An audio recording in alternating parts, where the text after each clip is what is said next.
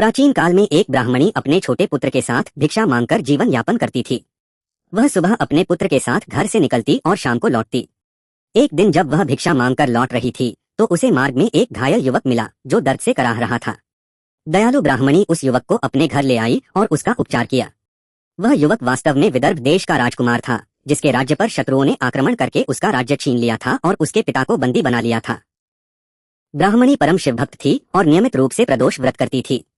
उसने राजकुमार को भी भगवान शिव के प्रदोष व्रत की महिमा के बारे में बताया और उसे यह व्रत करने की सलाह दी। ब्राह्मणी के साथ साथ उसके पुत्र और उस राजकुमार ने भी पूरी श्रद्धा और विधि विधान से रविवार प्रदोष का व्रत रखना शुरू किया।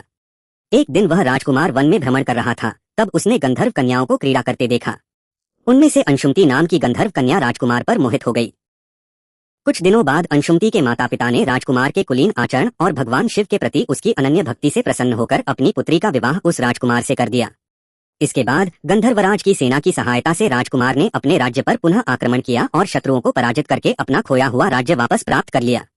उसने अपने माता पिता को भी बंदीगृह से मुक्त कराया। राजकुमार ने ब्राह्मणी और उसके पुत्र को अपने महल में आदर सहित बुलाया और ब्राह्मणी के पुत्र को अपना मंत्री बनाया।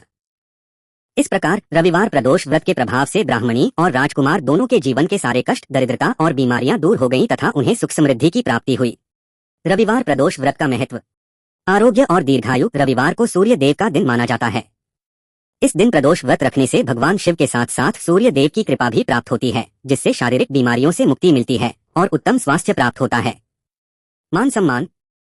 इस व्रत के प्रभाव से समाज में यश, नाम और प्रतिष्ठा में वृद्धि होती है।